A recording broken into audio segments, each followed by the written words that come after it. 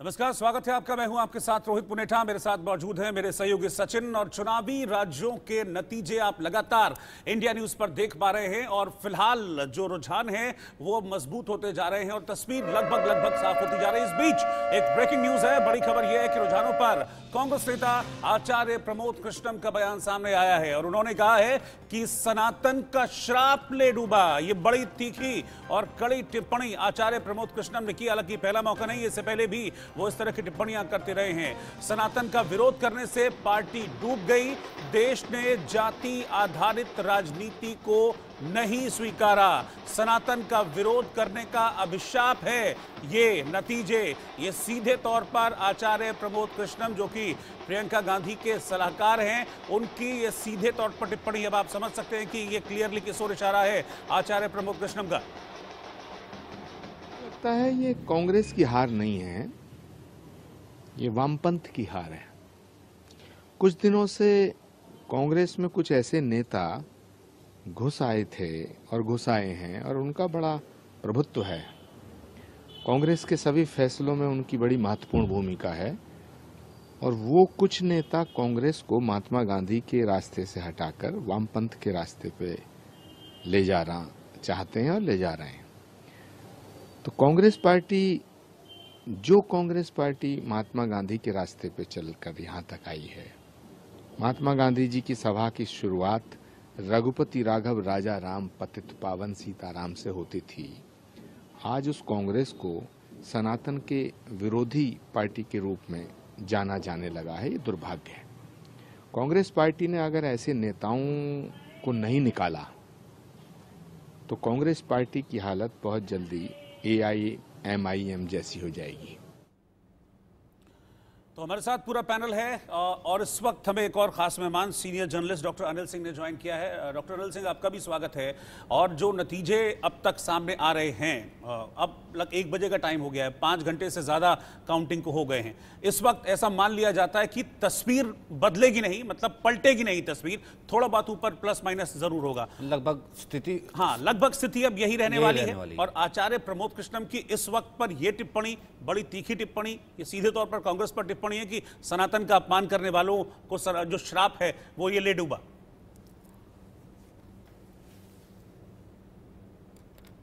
Anil ji. Doctor Anil Singh. Pramod Krishnan का कोई Congress party में आधिकारिक पद नहीं है। एक संत हैं, एक अघोषित प्रवक्ता के रूप में कांग्रेस के पैनल में वो आते रहते हैं। उनकी बात सुन ली गई। चुनाव में हार जीत लगी रहती है। इस चुनाव में मोदी जी का करिश्मा सबसे ऊपर रहा है। सत्ता के खिलाफ मतदान हुआ है, चाहे वो तेलंगाना हो या छत्तीसगढ़ हो या राजस्थान हो। मौलिक रूप से बात यही सामने आती है कि एंटी इनकम्बेंसी इसमें हावी रही है। मध्य प्रदेश में शिवराज सिंह का व्यक्तिगत करिश्मा सबसे ऊपर रहा है। काफ़ी उन्होंने मेहनत किया है। उस मेहनत का फल ये है कि बीजेपी की सरकार मध्य प्रदेश में रिटेन हो पाई है। अब तक के रुझानों से इन्हीं बातों का पता चला है और प्रमोद कृष्णन के बात को इतना गंभीरता से लेने की कोई आवश्यकता है नहीं।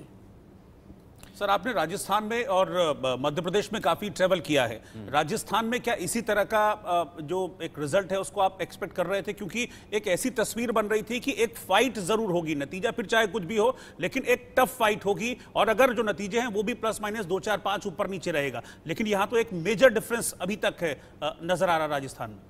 राजस्थान की बात देखिए, राजस्थान में कांग्रेस की सीटें इतनी कम कैसे दिख रही है? इसलिए दिख रही है कि पूर्वी राजस्थान में जहां पे गुर्जर का वर्चस्व है, गुर्जरों ने कांग्रेस को बिल्कुल नकार दिया। 30 से 32 सीट पूर्वी राजस्थान में है, वहां कांग्रेस बिल्कुल साफ होती नजर आ रही है। इस वजह से कांग्रेस की सीटें आज रुझान में 70 से ऊपर नहीं बढ़ पा रही है। तो मौलिक कारण यह है और कांग्रेस की अंदरूनी कलह इस चीज के लिए जिम्मेवार है कि कांग्रेस इतने नीचे रूप में पहुंच चुकी है। जी आलोक जी, लेकिन एक तरफ मध्य प्रदेश, आप हिंदी हार्टलैंड में चुनाव लड़ रहे थे और यहाँ पर इतना गारंटेड तरीके से आप चुनाव, जिसे हम कहते हैं कि राजस्थान में आपने इस तरीके से चुनाव लड़ा कि आप जीते हुए हैं। अशोक गहलोत चेहरा है, ऊपर से आला कमान है, प्रियंका गांधी लगातार रैली कर रही है, राहुल गांधी आ रहे हैं, कह रहे हैं कि नहीं हम सब बिल्कुल ठीक है, एक साथ है। वही मध्य प्रदेश में आप कह रहे हैं कि कमलनाथ है, मैनेजमेंट है, दिग्विजय सिंह है। मतलब आप गारंटेड तरीके से चुनाव लड़ रहे थे, आपको पता ही नहीं लगा कि जमीनी तौर पर हकीकत और कार्यकर्ता आपके साथ क्या कर गया। सचिन जी, आपने तो लगातार किस्सा कुर्सी का प्रोग्राम किया है और मैं कहता रहा हूं कि कारपोरेट कल्चर की तरह से राहुल गांधी, मैंने कहा ना कांग्रेस को मैं इंदिरा गांधी डेज से देखता हूं जिन लोगों ने काम किया था।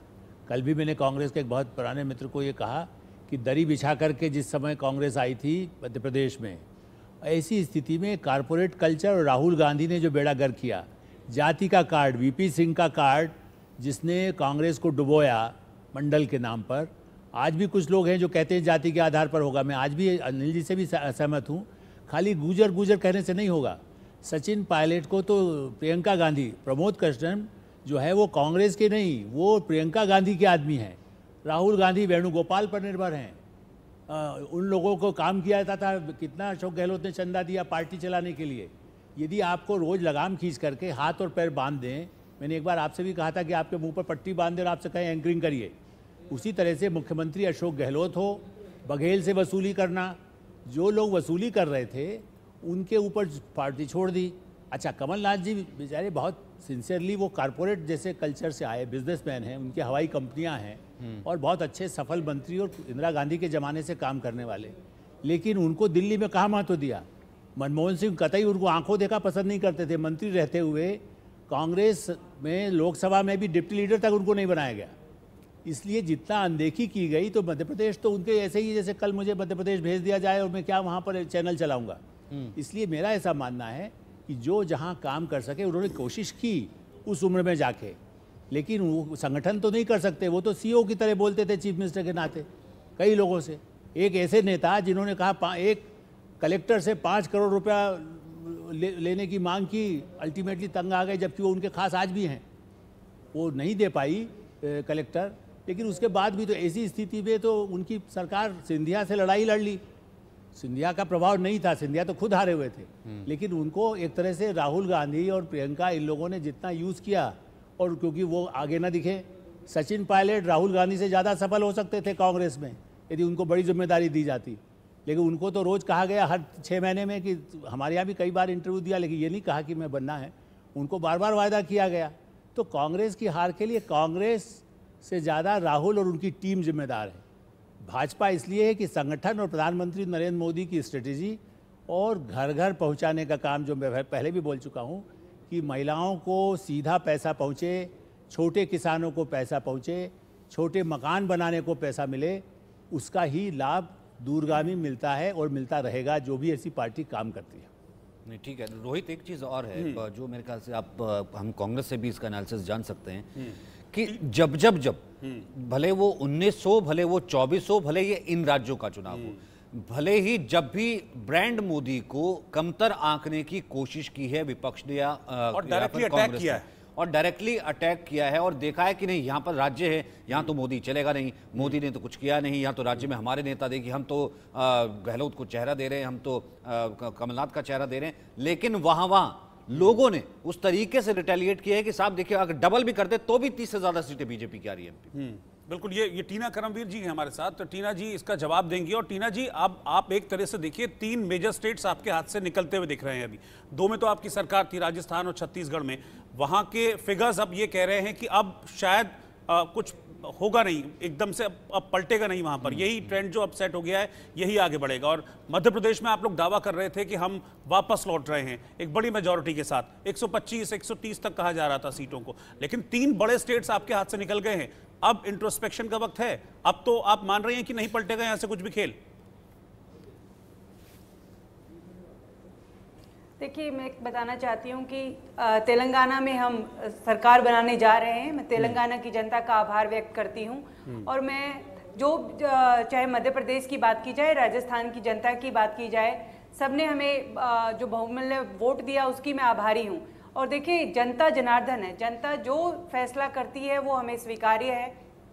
लेकिन जो अभी आप बात कर रहे थे मोदी जी का मैजिक, तो मैं पूछना चाहती हूँ मोदी जी का मैजिक वहां कब खत्म हो गया था? जब हिमाचल के चुनाव थे, जब कर्नाटक के चुनाव थे, मीठा मीठा गप गप और कड़वा कड़वा थू थू, जब हारे हुए थे, कर्नाटक में हार गए थे, तो मोदी जी का चेहरा हटा दिया था, जेपी नड्डा का चेहरा हटा दिया था।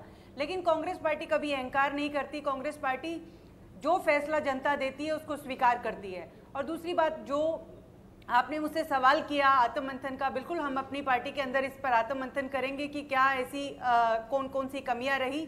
लेकिन मैं एक बात जरूर कहना चाहती हूँ, देखिए जनता, जिस तरीके से तेलंगाना की अगर बात की जाए, जनता ने हमें स्वीकार किया है। वहाँ पर आप देखेंगे कि जिसे कहें कि साउथ में पूरी तरीके से भारतीय जनता पार्टी के लिए गेट बंद हो गए हैं। इससे पहले हमने कर्नाटक की जीत सुनिश्चित की थी, अब जाके तेलंगाना की। तो बीजेपी के लिए साउथ के दरवाजे हमेशा के लिए बंद हो गए हैं। पर टीना जी, साउथ से इतनी सीट आती नहीं ना जी। अगर आपको अब यहाँ से 2024 का मुकाबला करना है, केंद्र में आप देख रहे थे या फिर दे रहे थे जनता को होप राहुल गांधी के नाम पर, और राज्यों में आपके अपने नेता मुख्यमंत्री के तौर पर मौजूद थे। अब हिंदी हार्टलैंड में जहां पर सबसे ज्यादा सीटें आती हैं और वहीं से जीत का रास्ता होकर के जाता है, और इंडिया गठबंधन ने भी वहीं से ही जो है गठबंधन करके लड़ना था। अब ऐसे में इन्हीं हिंदी हार्टलैंड में अगर कांग्रेस हार जाती है, और माफ कीजिएगा बुरे से हार जाती है, तो आगे तो रास्ता बहुत ज्यादा मुश्किल हो जाएगा ना। वही इंडिया गठबंधन जिसकी रैली जो है होने वाली थी भोपाल में, जिसके लिए मना कर दिया कि नहीं, कांग्रेस ने मना कर दिया, हमें रैली चाहिए ही नहीं। और एक चीज और है, मैं इसमें ऐड करना चाहूंगा टीना जी, वो गठबंधन दिखा भी तो नहीं। हमने देखा ना किस तरह की टिप्पणियां वहां पर हुई हैं। कमलनाथ जी ने किस तरह की टिप्पणी अखिलेश यादव को लेकर की थी, तो वो गठबंधन दिखा भी तो नहीं। हारी थी, लेकिन मैं ये कहना चाहती हूँ कि अब जो लोकसभा चुनाव होने जा रहे हैं उसमें हम पूरी तैयारी के साथ, पूरी रणनीति के साथ सामने आएंगे और जो अपनी जीत सुनिश्चित कराएंगे। लेकिन मैं ये भी बताना चाहती हूँ कि जिस प्रकार से देखिए ये रिजल्ट जो है, हम सरमाते लेते हैं जो भी रिजल्ट आया है, लेकिन हम ये नहीं कहेंगे हम बुरे तरीके से आ रहे हैं। हमने बहुत मेहनत की, हमने सामूहिक नेतृत्व में चुनाव लड़ा। लेकिन जैसे कि मैंने पहले पूछा कि देखिए इनके एक नेता कहते थे कि हार न जीत का, हार और जीत तो लगी रहती है, लोकतंत्र का अंग है। लेकिन मैं ये कहना चाहती हूँ कि जनता हम पर अभी भी इतना ही भरोसा कर रही है जितना पहले करती है।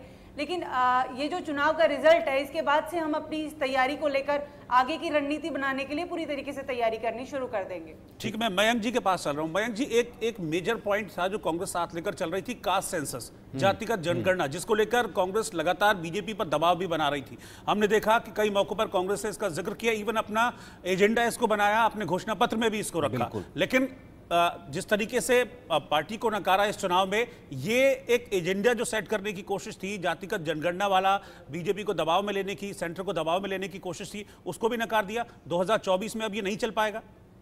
बिल्कुल, हम लोगों ने जब सर्वे किया था राजस्थान में भी और मध्य प्रदेश में भी, तो हम लोगों का एक क्वेश्चन पॉइंट ये भी था कि कास्ट सेंसस को लोग कैसे देखते हैं।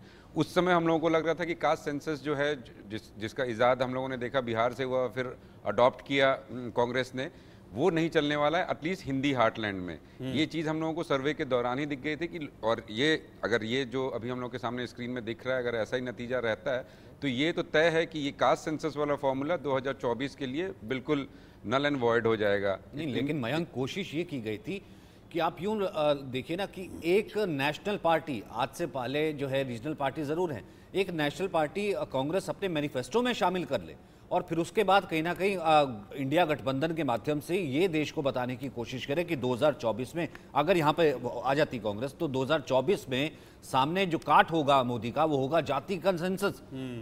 तो अब यहाँ पर बिल्कुल नतीजे उलट होना, यानी कि वो पूरे तरीके से नकार दिया जाति जनगणना को। बिल्कुल, ये तो बिल्कुल स्पष्ट है कि जाति जनगणना जो है, अब ना हिंदी हार्टलैंड को अगर हम लोग देखें और इस रिजल्ट को देखें, साउथ में क्या हो सकता है उस पर हम लोग अभी कमेंट नहीं कर सकते हैं, बट हिंदी हार्टलैंड में जाति जनगणना तो नहीं चलता हुआ दिख रहा है। इसके अलावा इन लोगों के पास हमेशा से नैरेटिव की कमी रही है।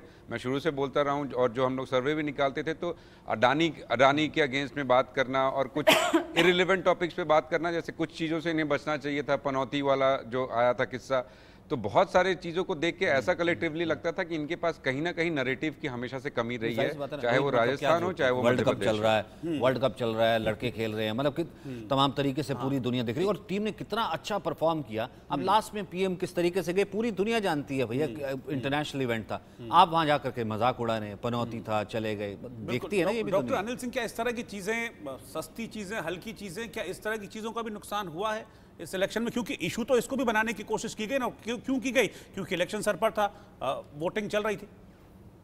देखिए, जहाँ तक मुद्दे की बात है, राज्यों में चुनाव का मुद्दा स्थानीय मुद्दा होता है और स्थानीय मुद्दे पे चुनाव लड़े जाते हैं। अब राजस्थान की बात है तो राजस्थान में देखिए, दोनों पॉलिटिकल पार्टी में कलह मची हुई थी, बीजेपी भी मची हुई थी, कांग्रेस भी मची हुई थी। उसके बावजूद भी दोनों पार्टियों ने खूबसूरती से वहाँ चुनाव लड़ा, लेकिन मतदान के बाद और चुनाव के रुझान में जो लग रहा है कि कांग्रेस पिछड़ रही है और बीजेपी आगे निकल रही है, तो वहाँ पे मौलिक रूप से सत्ता के खिलाफ जो मतदान हुआ है वो प्रभावी रहा है और रिजल्ट के रूप में वो दिख रहा है। और साफ साफ दिख रहा है किस तरीके से जो वोटों का विभाजन हुआ है राजस्थान में, जो कांग्रेस के हक में नहीं था वो बीजेपी के हक में गया है, जिससे उसकी नंबर उनकी बढ़ी है। बाकी इन छोटी मोटी बातें, पनौती वगैरह की बातें कहना एक कहने के लिए बात है, इसका चुनावी राजनीति पे कोई असर नहीं पड़ता है। लोग खुश हो जाते हैं इन बातों को कह के, लेकिन ये कोई सीरियस चीज़ नहीं है, कोई इशू ये कभी नहीं बन पाया। ठीक है, बिलाल कुछ कहना चाह रहे हैं, काफ़ी देर से हाथ उठाते हैं। जी बिलाल। देखिए, मैं ये कहना चाहूँगा कि ये तीनों स्टेट कांग्रेस ने गंवा दिए, बहुत बड़े स्टेट थे जो आने वाले 2024 में इलेक्शन में असर पड़ेगा। लेकिन मैं कहीं ना कहीं ये कहूँगा ये स्थानीय चुनाव है, स्थानीय नेताओं की इसमें गलती है। राहुल गांधी पे ठीकरा फोड़ा जा रहा है, वो गलत है।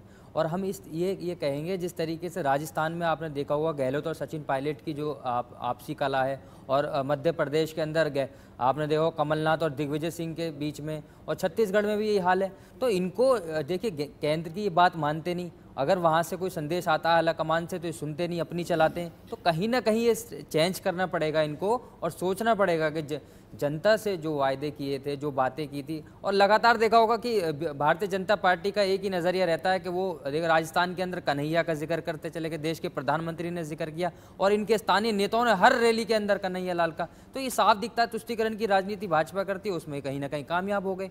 लेकिन कांग्रेस को अपनी चीज़ें चेंज करनी पड़ेंगी, जो वहाँ की असल में जो बात है उनको रखनी पड़ेगी, जो लगातार ये लोग नहीं कर रहे हैं। भाजपा उसमें कहीं ना कहीं सफल हो चुकी है, और वही नतीजा है जो आप देख रहे हैं रुझानों में, और ये रिजल्ट भी बनेगा।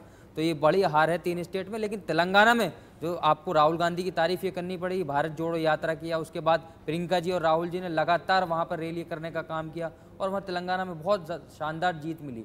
और ये मोदी जी को भी वहाँ देख कितनी रैलियाँ करी थी, लेकिन वहाँ ये नहीं कहेंगे, वहाँ की हार क्या हार नहीं है कि तेलंगाना की देश के प्रधानमंत्री की, चलो तीनों स्टेट में आप जीत गए, आप अपना चेहरा बना रहे हैं कि देश के प्रधानमंत्री ने वहाँ रैली के जीत गए, लेकिन तेलंगाना को भी एक्सेप्ट करना पड़ेगा। आपकी हार तो हार है, चाहे कोई सी भी स्टेट में हो। नहीं, लेकिन यहाँ पर आप एक भी सीट नहीं दे रहे थे, एक भी सीट बीजेपी को नहीं दे रहे थे, और 5% वोट शेयर था। अब आकर के जो है मेरे ख्याल से 12 से 13% हो गया, और 9 सीटों पर बीजेपी ठहर रही है, और 17 जो है लोकसभा की आती हैं। तस्वीरें देखिए, शिवराज सिंह चौहान अभी गलबैयां कर रहे हैं। सुबह से जो है हमने देखा है कि लड्डू खा रहे हैं, लड्डू खिला रहे हैं। यानी कि अब ये पोस्टरिंग होती है, शायद कैमरे के आगे रहना चाहते हैं कि मैं ही हूं अभी सीएम। मैं एक सवाल लेके भी मैं अजीत मेंदोला जी आपके पास आ रहा हूं। अभी आप बिलाल साहब को सुन रहे थे, उन्होंने तीनों स्टेट्स में गिना दिया कि देखिए भाई, राजस्थान में अशोक गहलोत वर्सेस सचिन पायलट, मध्य प्रदेश में कमलनाथ वर्सेस दिग्विजय सिंह, छत्तीसगढ़ में भूपेश बघेल वर्सेस बाबा, ये चल रहा था, ये सब कुछ दिख रहा था। तो क्या कांग्रेस लीडरशिप को ये नहीं दिखा,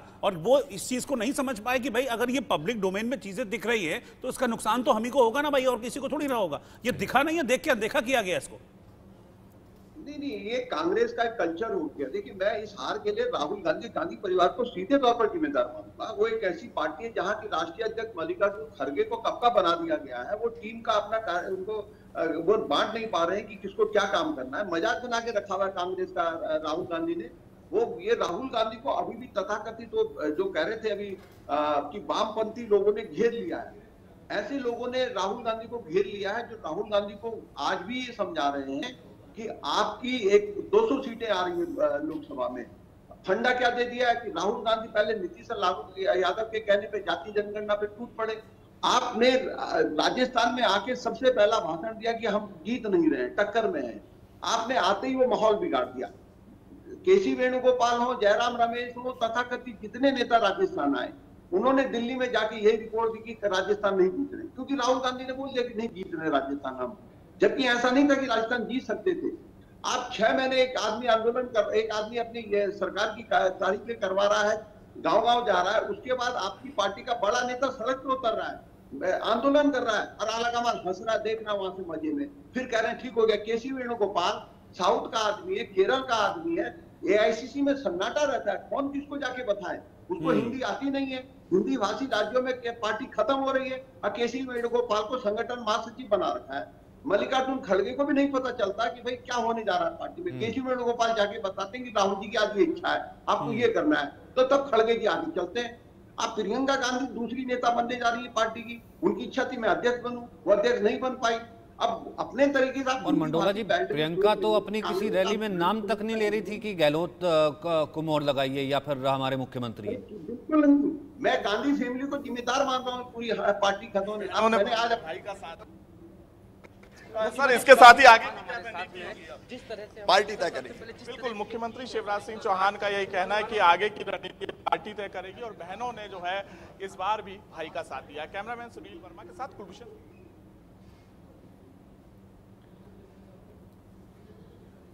आप अपनी बात पूरी कर लीजिए। जी मैं ये कह रहा हूं कि एक मतलब अगर गांधी फैमिली, आपने राष्ट्रीय अध्यक्ष मल्लिकार्जुन खड़गे को बना दिया, वो किसी काम के अध्यक्ष नहीं है, उन्हें कोई फैसला करने का अधिकार नहीं है।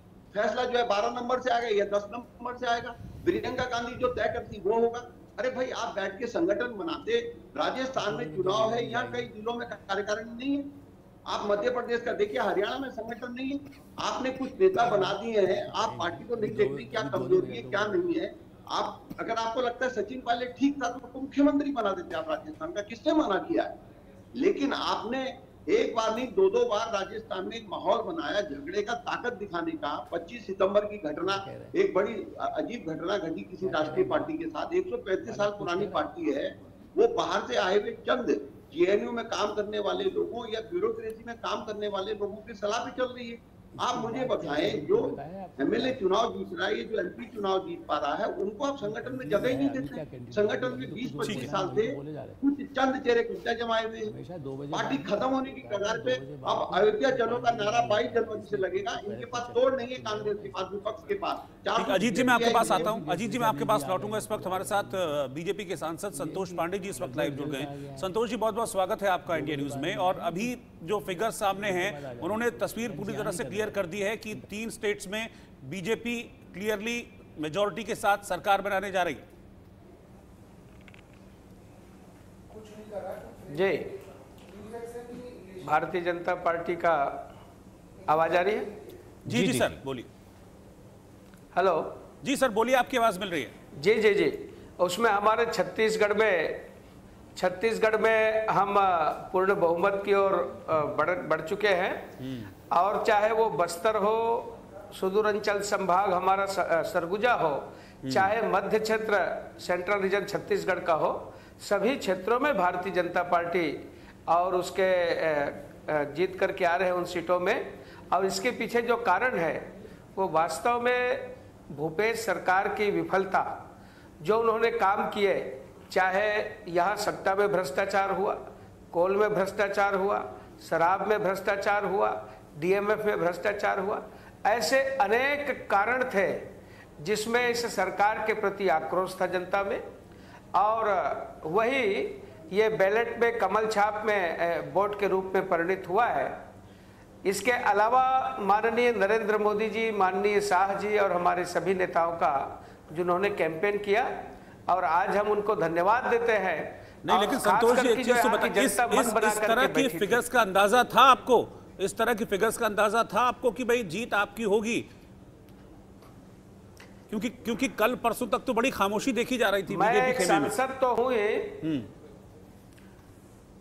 मैं परसों एग्जिट पोल में भी बैठा था जी, भिन्न भिन्न चैनलों में जी, और मैंने दावे के साथ कहा कि मैं रायपुर बस्तर संभाग का मैं प्रभारी हूं जी। बस्तर संभाग में 12 विधानसभा है। मैंने कहा था कि 12 में कम से कम हम 10 सीट जीत करके आएंगे। और वहां सुदूर अंचल कोंटा से लेकर के दंतेवाड़ा, बीजापुर, जगदलपुर, चित्रकूट, अंतागढ़, भानु प्रतापपुर, केसकाल, कोंडागांव, ये मैंने पूरा गिनाया था कि इन सीटों में भारतीय जनता पार्टी इस समय जीत करके आ रही है। और उसके कारण है जीत करके आने के। वहां जिस प्रकार से बस्तर के लोगों में जो आक्रोश था, वो अंदर ही अंदर जो अंतःप्रवाही जो क्रोध था उसका, वो प्रकट हुआ। ये किसकी जीत है? हमको इसमें आश्चर्य नहीं, हमको विश्वास था कि हम जीत करके आ रहे हैं। किसकी जीत है? क्या ये प्रधानमंत्री मोदी के चेहरे की जीत है? किसकी जीत है? किसकी जीत मानते हैं आप इसको छत्तीसगढ़ में? नहीं, आपने इसमें जीत के लिए श्रेय की बात आपने की है, तो मैं कहूंगा कि सबसे पहले ये जनता का आशीर्वाद है। और उसके साथ साथ यदि सब प्रकार की रणनीति बनाने में और माननीय नरेंद्र मोदी जी, माननीय अमित शाह जी के साथ साथ हमारे जो यहाँ प्रभारी रहे माननीय ओम प्रकाश माथुर जी, माननीय स्वास्थ्य मंत्री मनसुख मांडविया जी, नितिन नवीन जी, ये केंद्र के जो लीडर है अजय जामवाल जी से लेकर के पवन साय जी तक, यहाँ 5-5 लोग जो यहाँ बैठे रहे और पूरी रणनीति इन्होंने बनाई। एक बार नहीं, ये नीचे विधानसभा तक 3-3 बार दौरा किया सबने और अंत में एक-एक संभाग में ये बैठ गए। तो इनके परिश्रम को मैं सैल्यूट करता हूं और इन्होंने जो रणनीति बनाई। संतोष जी, क्या आपने डॉक्टर रमन सिंह का नाम भी लिया? मैं सुन नहीं पाया ठीक से। क्या आपने डॉक्टर रमन सिंह का भी नाम लिया था? मैं सुन नहीं पाया। जी जी जी जी जी, मैं माननीय, आपने ठीक कहा, मैं डॉक्टर रमन सिंह जी को मैं हृदय से धन्यवाद दूंगा। उनका मैं कहूंगा कि सबसे महत्वपूर्ण भूमिका 15 साल के जो उनके कामकाज थे उसका भी आकलन किया गया और डॉक्टर साहब के जो किए गए काम है वो आज भी बोल रहे हैं, उसमें उनकी तो क्या भूमिका मुख्यमंत्री है। होंगे रमन सिंह? केवल डॉक्टर रमन सिंह जी की नहीं, तो क्या डॉक्टर रमन सिंह को एक बार फिर से आपने मुख्यमंत्री जी नहीं, एक बार फिर से लास्ट में हमने देखा, भले प्रचार समिति तक का वो मेंबर नहीं थे, लेकिन अंत में चेहरा अगर किसे बनाया गया तो रमन सिंह को बनाया गया पोस्टर में। और आज सुबह से भी हमने देखा रमन सिंह ही लगातार आ रहे थे। तो मुख्यमंत्री के चेहरे के तौर पर क्या रमन सिंह होंगे या हो सकते हैं?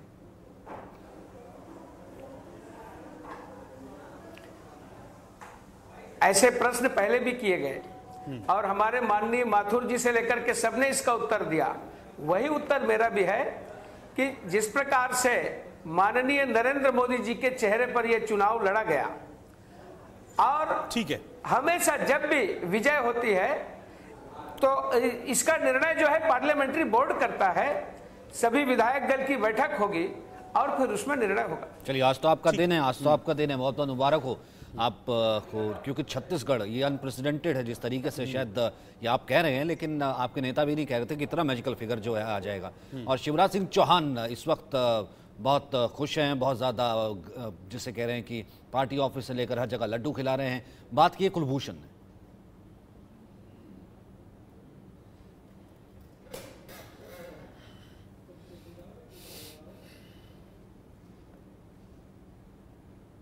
कुलभूषण ही है ना, इस वक्त हमारे साथ मौजूद है और प्रचंड बहुमत से बीजेपी ने सरकार बनाया है। सर, क्या प्रतिक्रिया? प्रचंड बहुमत। जनता को प्रणाम। प्रधानमंत्री नरेंद्र मोदी जी के प्रति अगाध श्रद्धा और विश्वास, उसका प्रकटीकरण डबल इंजन की सरकार के जो काम थे, जो योजनाएं थी, उनको ढंग से नीचे ले जाना और हमने मध्य प्रदेश को समृद्ध और विकसित बनाया है। जनता का आशीर्वाद मिला परिवार की तरह। बहनों ने भाई का साथ दिया, बहनों को प्रणाम। सर, इसके साथ ही आगे जिस तरह से पार्टी तय करेगी। बिल्कुल, मुख्यमंत्री शिवराज सिंह चौहान का यही कहना है कि आगे की रणनीति अब पार्टी तय करेगी और बहनों ने जो है इस बार भी भाई का साथ दिया। कैमरामैन सुनील वर्मा के साथ कुलभूषण सक्सेना, इंडिया न्यूज भोपाल। दिया है, सामान्य विजय नहीं है। मध्य प्रदेश में ऐतिहासिक बढ़त हुई है भाजपा की। राजस्थान में अनुमानित जो था, लोगों को लगने लग गया था, आपके पत्रकार बंधु जिस प्रकार से बात कर रहे थे, वो सब ट्रेंड्स को पीछे छोड़ दिया और एब्सोल्यूट मेजॉरिटी के साथ बीजेपी जीती है। छत्तीसगढ़ में आप सबने हमें राइट ऑफ कर दिया था, लेकिन जिस प्रकार की शानदार विजय भाजपा की हुई है और जो प्रधानमंत्री नरेंद्र मोदी जी के अलग अलग सभाओं में स्पष्ट देखने को मिलता था।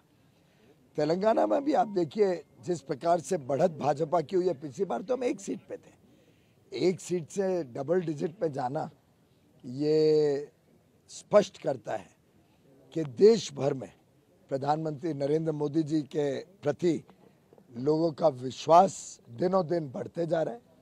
प्रधानमंत्री नरेंद्र मोदी जी जो कहते हैं वो करते हैं, ये बात लोगों के जहन में आ गई है और मोदी है तो मुमकिन है, ये आज देश का हर युवा, देश की हर महिला, देश का हर गरीब इस बात से सहमत हो चुका है। जी सर, हमेशा की तरह कांग्रेस फिर से ईवीएम को लेकर रो रही है। बड़ा दुर्भाग्य है, कांग्रेस पार्टी इतना विषयहीन हो गई है और जिसको बैड लूजर्स कहते हैं उसका परिचय फिर एक बार दे रही है। पूरी दुनिया में आज भारत के ऊपर, भारत के राजनीतिक प्रणालियों पर, भारत के चुनावी प्रणालियों पर पूरे दुनिया में भारत की वाहवाही होती है। ऐसे में कांग्रेस शायद चाहती नहीं है कि भारत का गुणगान हो, भारत के नाम आगे बढ़े। ये दुर्भाग्य तो है ही, पर मुझे लगता है कि जनता में ये हंसी मजाक का विषय है, उसके अलावा कुछ नहीं। जी सर, थैंक यू।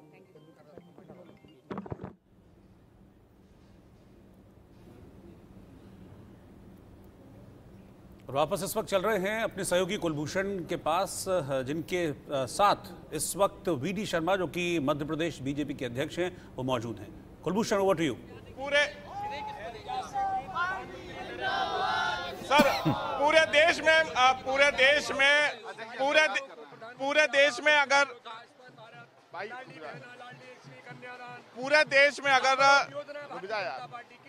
पूरे देश में सर बीजेपी संगठन, सर पूरे देश में मध्य प्रदेश संगठन की तारीफ की जाती है। सर पूरे देश में मध्य प्रदेश के संगठन की तारीफ की जाती है और आज उसका परिणाम मध्य प्रदेश के संगठन की ही ताकत है कि प्रधानमंत्री मोदी जी के पर जनता का विश्वास और भारतीय जनता पार्टी के संगठन की ताकत और गरीब कल्याण की योजनाएं माननीय प्रधानमंत्री और हमारी सरकार ने, यही इस चुनाव की जीत का प्रचंड बहुमत का आधार है। सर मोदी जी चेहरा थे, उसका असर भी देखने को मिला। उसका असर नहीं, उसी का असर है।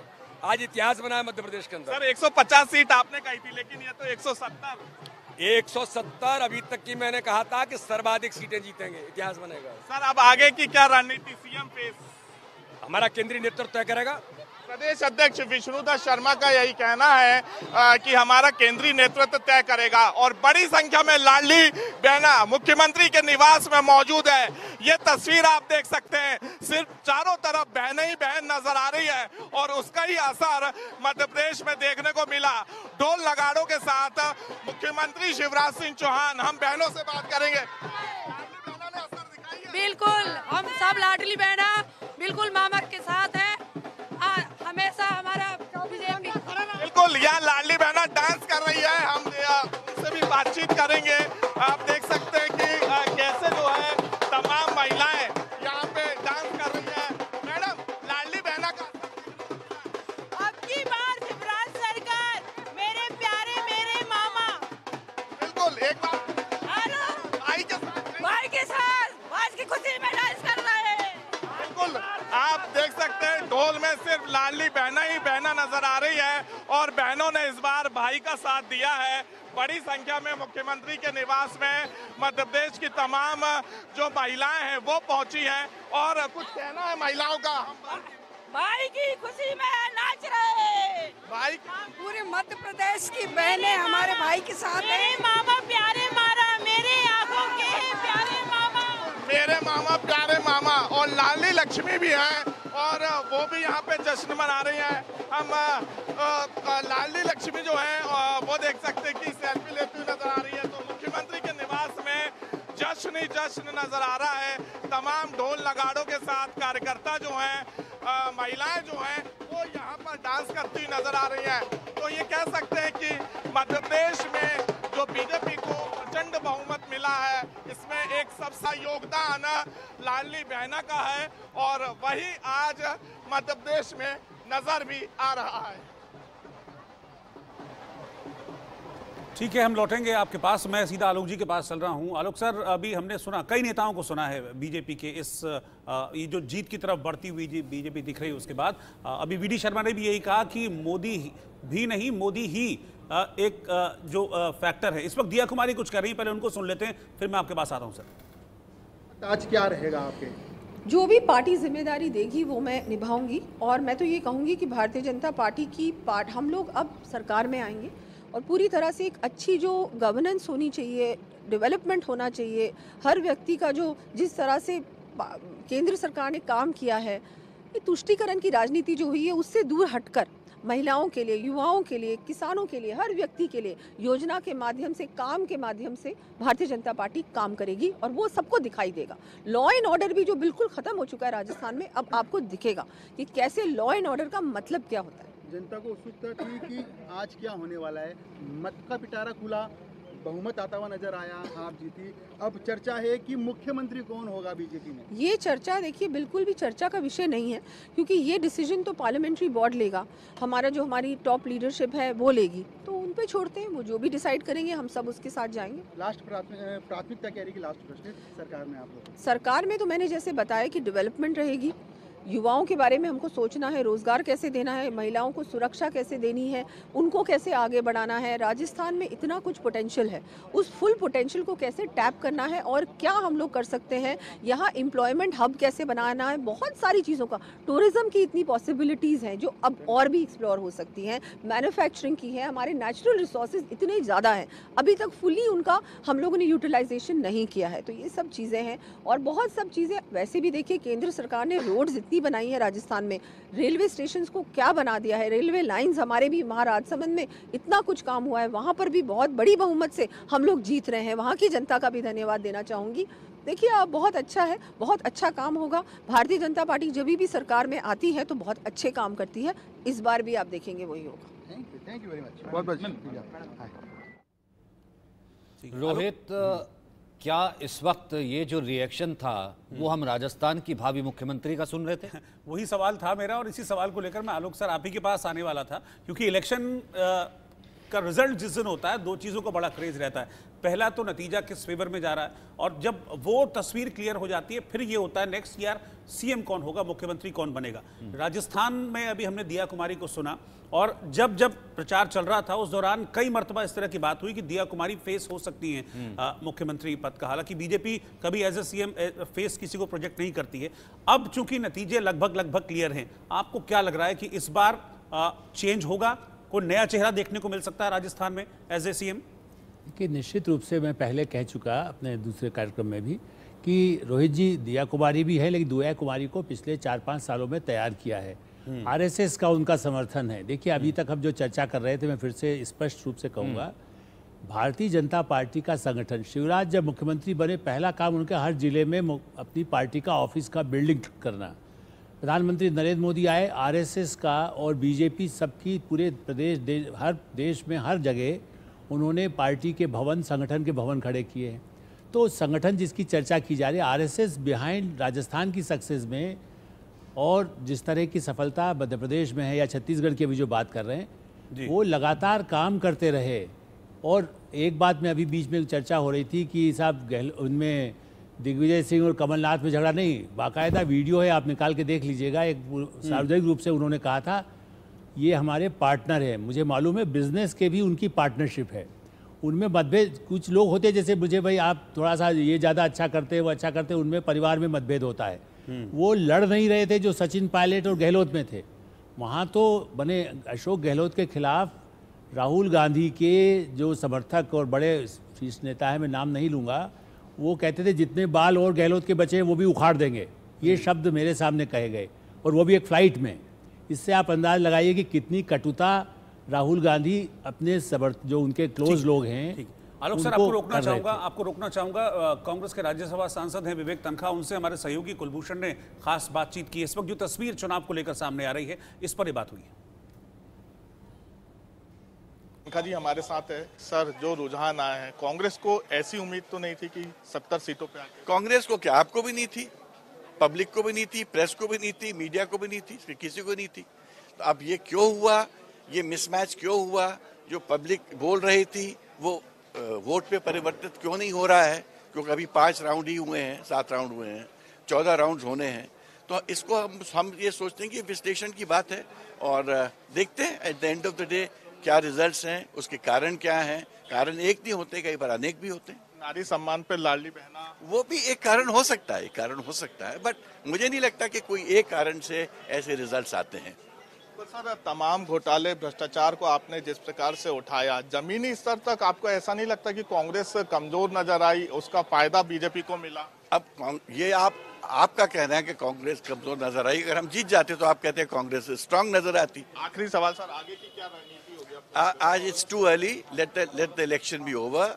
उसके बाद पार्टी विश्लेषण करती इन बातों को लेके, और फिर रेमिडियल स्टेप्स आएंगे। आई एम श्योर ये कोई इस जंग का अंत नहीं है।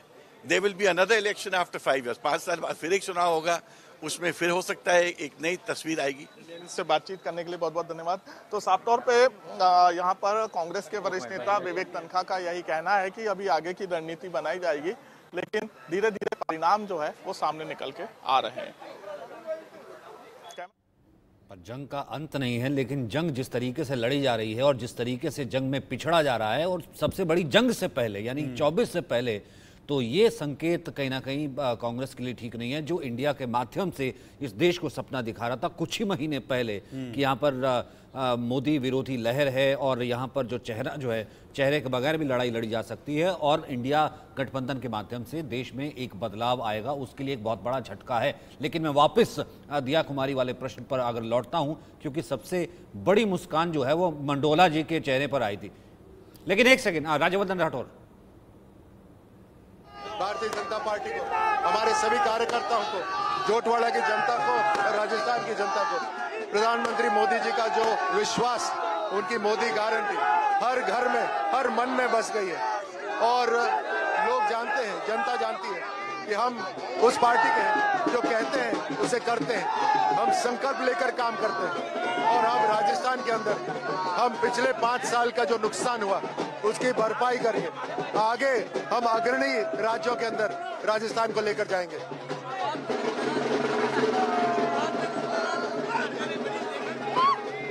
देखिए, शुरू से हम कह रहे थे कि प्रचंड जीत होगी, तो चाहे शुरू की बॉलें हम ध्यान से वेल लेफ्ट करें, बॉलें देख रहे थे, उससे कोई फर्क नहीं पड़ता। जीत प्रचंड है पूरे राजस्थान में।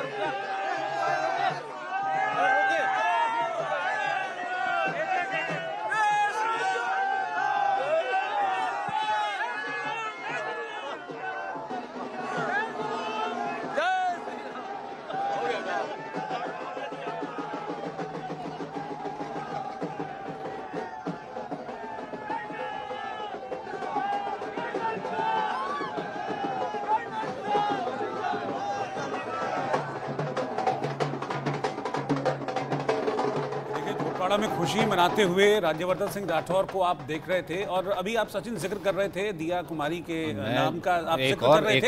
एक और चेहरे की बात, बहुत सारे ये पोटेंशियल चेहरा है, अगर आप इसे नकार नहीं सकते। जिस तरीके से लड़े, बहुत सारे लोग हैं, बल्कि सांसद हैं, विधायकी का चुनाव लड़े और जीते किस तरीके से। हाँ, और एक और सिर्फ ये तो नहीं, बल्कि मैं कहूँगा भी, आपको याद होगा बाबा बालकनाथ, वो भी खुद को राजस्थान का योगी कहकर अपने पक्ष में माहौल बनाने की कोशिश कर रहे हैं। तो मैं डॉक्टर अनिल सिंह के पास चलता हूं। डॉक्टर अनिल सिंह, आप किसको देख रहे हैं राजस्थान में सीएम फेस? आपको क्या लगता है कि क्या वही सीएम फेस जो रहता है जब सीसॉ रहता है राजस्थान में, एक बार कांग्रेस एक बार बीजेपी? हमने देखा है कि वसुंधरा राजे को मुख्यमंत्री बनती हैं जब बीजेपी जीतती है। इस बार आपको लग रहा है कोई चेंज, किसी तरह का कुछ नया चेहरा?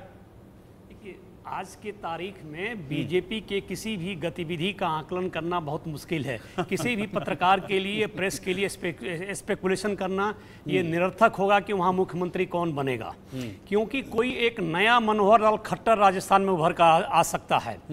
ये बात तय है पिछले दिनों से कि वसुंधरा को केंद्रीय नेतृत्व पसंद नहीं करता है, तो वसुंधरा के नाम पे किसी तरह की चर्चा मुझे नहीं लग रहा है कि संभव है।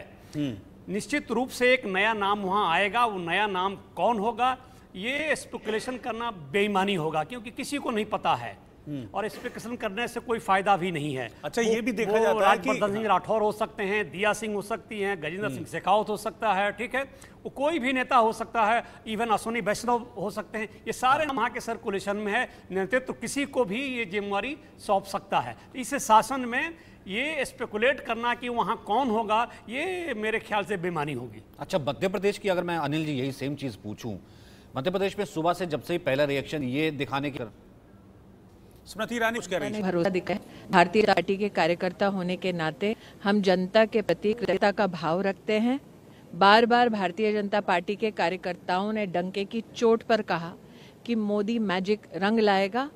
आज के परिणाम उसी का प्रतीक है। जिस तरह से मोदी जी पे कटाक्ष भी कर रही थी विपक्ष, मैं इतना ही कहूंगी, जिस प्रकार की अभद्र टिप्पणियां गांधी खानदान ने विशेष नरेंद्र मोदी के ऊपर की, जिस प्रकार का कटाक्ष विपक्ष के नेताओं ने नरेंद्र मोदी पर किया, वो कटाक्ष विपक्ष को, गांधी खानदान को महंगा पड़ा है।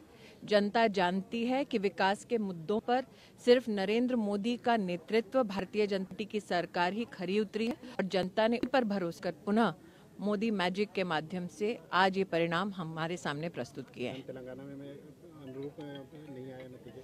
मैं इतना ही कहना चाहूंगी, भारतीय जनता पार्टी के कार्यकर्ता प्रतिबद्ध हैं कि नरेंद्र भाई के नेतृत्व में, हमारे राष्ट्रीय अध्यक्ष जी के मार्गदर्शन में हम पार्टी को हर प्रदेश में सशक्त करेंगे। आज के परिणाम हम सबके लिए सुखद हैं, लेकिन साथ ही 2024 में जीत का संकेत हैं। ये माइनॉरिटीज की क्या रिप्रेजेंटेशन है, वो सर्विस में कितने हैं, मिनिस्टर कितने हैं, एमपी कितने हैं, ये नहीं। तो इस इलेक्शन का ये ट्रेंड निकला कि माइनॉरिटीज किसी के खाते में। उसके बावजूद कांग्रेस ने एक तरफा वोट दिया माइनॉरिटीज को, लेकिन बदकिस्मती है कि वो दूसरी पार्टियों की तरह से सेकुलर पार्टीज और कांग्रेस बिलखुसूस उनके एजेंडे से भी निकल गया। ये भाई से तशवीश भी है, फिक्र भी है। और ये आहिस्ता मैं पिछले कुछ सालों से ट्रेंड देख रहा हूँ। इंदिरा गांधी के वक़्त में जब वो जाती थी, मैं उनके साथ बहुत सफ़र किया, वो हर जगह कहते थे मुसलमान और शेड्यूल कास्ट बहुत। मैं समझता हूँ कि काफ़ी नतीजों पर उसका असर आएगा। बी टीम, जैसे कि आपने बताया, मध्य प्रदेश में भी समाजवादी पार्टी ने भी चुनाव लड़ा, तो क्या लगता है ये किस तरह क्या? अब उसमें कई पार्टियां हैं, किसी एक पार्टी की मैं बात नहीं करता हूं, और भी कई दल ऐसे लोग हैं जिन्होंने वोट बांटने का काम किया। उससे काफ़ी चीज़ें हमारे उस पर असर आई है, जिसका हमारा जो आज जो वोट का वो आप देखिएगा, बीजेपी का वोट का प्रतिशत बढ़ा नहीं है जहाँ तक मेरी जानकारी में है। वोट का काउंटिंग पूरी आ जाए तो सारी बातें आ जाएंगी। वोट का प्रतिशत इनका घटा होगा, बढ़ा नहीं होगा। हमारे जो वोट जो थे, जो हमको एक मुफ्त मिलने चाहिए थे, वो भारतीय जनता पार्टी ने जो जिस तरीके से पूरे देश में ये खेल करते रहते हैं, कहीं AIM को लड़ाते हैं, कहीं BRS को लड़ाते हैं, तो इस तरह की चीज़ें जो जहाँ ये जैसे करते रहते हैं, जहाँ ये मदद करते रहते हैं। दिल्ली में केंद्र में जब वहाँ पर वोटिंग की बात आई थी दिल्ली के राज्य के लिए, उसमें BRS ने उनका पूरा सपोर्ट किया था। जो राहुल जी ने अपनी बात में भी कहा था, हैदराबाद की रैली में भी बोली गई थी ये बातें। तो मैं समझता हूं अब निश्चित तौर से अभी सामने आएंगी, पूरी काउंटिंग आने दीजिए, सब चीज़ें आपके सामने आ जाएंगी, आंकड़े आ जाएंगे। एक आखिरी सवाल था, इंडिया अलायंस को क्या साथ देना चाहिए था या अब इंडिया अलायंस 2024 के लिए 2000 पार्लियामेंट के लिए बना हुआ है। मैं समझता हूँ कि 2024 के चुनाव में इंडिया अलायंस के से हमारे राष्ट्रीय नेतृत्व तो बात करेंगे। चलिए, अब अजय राय कह रहे हैं बहुत आसानी से कि देखिए अब इंडिया अलायंस बना हुआ है, लेकिन आलोक जी उस वक्त यही अजय राय थे, रुक्का भेजा था यहाँ पर अखिलेश यादव ने, पहुंचे भी थे, लेकिन चुनाव लड़ाने से मना कर दिया। और यहाँ तक कि कमलनाथ ने तो ये तक कह दिया था कि कौन अखिलेश, और उस वक्त ये कहा था कि अगर नहीं था इंडिया अलायंस का यहाँ पर किसी तरीके का वर्चस्व तो मुझे पहले बता देते। अब कह रहे हैं कि अब इंडिया अलायंस के हवाले। देखिए सचिन जी, अखिलेश का पिछला अनुभव भी बहुत कड़वा रहा था। वो तो एक चूँकि और अन्य पार्टियों के साथ भी समझौता करना चाहते हैं, इसलिए वो उनकी कोशिश थी, लेकिन कमलनाथ के सामने उनकी नहीं चली। बल्कि राहुल गांधी, असल में दिल्ली वाले जो सलाहकार हैं, जो मैं पहले भी कह रहा था और अजीत मंडोला जी भी हमारे कह रहे थे, राहुल गांधी और उनके सलाहकार वेणुगोपाल जैसे लोग, वो कुछ जानते नहीं है। खड़गे साहब उत्तर भारत के बारे में कुछ जानते नहीं हैं। तो अजय राय पुराने नेता है, वो तो बीजेपी में भी रह चुके हैं, समाजवादी भी मतलब है, और इसलिए कांग्रेस में रह करके वो वही भाषा, निश्चित रूप से वो एक जुझारू, उनको आप कह सकते हैं कि वाराणसी में एक बड़े चेहरा है उनका, लेकिन उनके कहने के बाद तो कांग्रेस गठबंधन छोड़िए, वो अपना घर तो ठीक करें। कितना क्या है, वो रायबरेली अमेठी में भी अगली बार जीत के आ सकेंगे, उसकी भी तैयारी ठीक से नहीं लगती। केवल दिल्ली में बैठ के नक्शा, और सिंगापुर अभी जा रहे हैं, मलेशिया जा रहे हैं, उसके बाद जाकर के फिर किसी एक आएंगे, कहीं एक जाकर झोपड़ी में थोड़ी देर के लिए बैठ जाएंगे, तो ड्रामे से कभी नहीं जीत सकते। बहुत देर से अजीत जी जो है इस पर जो है बहुत देर से अब जो है कमेंट करना चाह रहे हैं। एक कमेंट में उनका ले लेता हूं। एक तो वो दिया कुमारी वाले बात पर, और राज्यवर्धन राठौर की जब बात आई थी। नहीं, देखिए ये तो तय है कि वो जैसे अपने जैसे खट्टर साहब है, उसी तरह का कोई यहाँ पर मुख्यमंत्री बनेगा। मुझे नहीं लगता कि दिया कुमारी, राज्यवर्धन सिंह राठौर या गजेंद्र सिंह शेखावत का नंबर आएगा। मुझे लगता है कि ओम प्रकाश माथुर जो इस वक्त छत्तीसगढ़ के प्रभारी हैं, और वहां पर बीजेपी जीत भी गई है, और लगातार उनके साथ पार्टी ने अन्याय करा है। कई 2 बार राष्ट्रीय अध्यक्ष के लिए उनका नाम आया, जब वो राज्यसभा में से केंद्रीय मंत्री बनाने की बात आई तो बीच में सुना था थोड़ी तकरार हो गई थी उनके अमित शाह जी के साथ, लेकिन अब सब कुछ ठीक है उनके। और उन्होंने छत्तीसगढ़ जैसे राज्य में पार्टी को बहुत अच्छे ढंग से जिताया है और अपने तरीके से काम किया। और बराबर इस बात को अभी 2-3 दिन पहले जयपुर आए हुए थे और वो बिल्कुल दावा कर रहे थे, हम लोगों की बातचीत भी होता, आप देख लेना, आप लोग का हैरानी होगी जब रिजल्ट आएगा। अब मतलब देखो, ये चुनाव ने एक सबक सिखाया कांग्रेस को। अगर कांग्रेस लगातार वैसे 14 से हारते हुए लेके अब तक हार रही है और सबक लेगी नहीं। और मैं तो इससे भी खतरनाक दृश्य देख रहा हूँ, क्या कहते हैं, 2024 का 22 जनवरी से चलो अयोध्या का जब नारा चलेगा कि मंदिर के दर्शन करने चलो, फिर वोट करना 24 के लिए, तो राहुल गांधी अब भारत जोड़ो निकालेंगे यात्रा, या कौन सी यात्रा निकालेंगे मुझे नहीं पता, लेकिन कांग्रेस के लिए बुरे दिन है। कांग्रेस को एक चीज जरूर देखनी चाहिए, एक सबक लेना चाहिए कि संगठन जब सेनापति लड़ाई लड़ने जाता है तो उसके पीछे एक मजबूत फौज होनी चाहिए।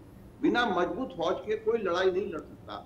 मध्य प्रदेश में बीजेपी ने ये साबित कर दिया है कि अगर आपका कोर मैनेजमेंट काम करता है, बारीकी से काम करता है, आपका कैडर का वोटर जाता है, वो घर घर से वोटर को निकाल के लाता है, ये समझाता है कि भाई योजना से क्या लाभ है, वही योजना मध्य प्रदेश में काम करनी है, महिलाओं को आगे बढ़ाने की, महिलाओं को पैसा देने की। वो राजस्थान में फेल हो रही है, कितनी हैरानी की बात है। यहाँ भी गहलोत जी ने मोबाइल फोन दिया हर महिला को, 10,000 रुपए देने की बात ये है। जो देश भर में गैस सिलेंडर 500 रुपए किया, वो यहाँ पर राजस्थान में हुआ। सरकारी ये तस्वीरें, एक बार आपको अजीत जी रोक रही हूँ, ये तस्वीरें दिखा रहे हैं सीएम अशोक गहलोत।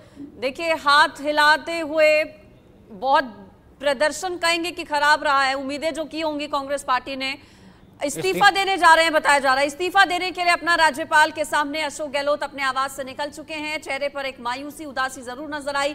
आगे भी इस पर एक बड़ी बहस आगे जारी रखेंगे। फिलहाल मतलब मान लिया उन्होंने कि ये टैली अब बहुत ज्यादा बदलने वाली है नहीं। बिल्कुल, एक छोटा सा ब्रेक यहाँ पर ले रहे हैं, जल्द लौटेंगे।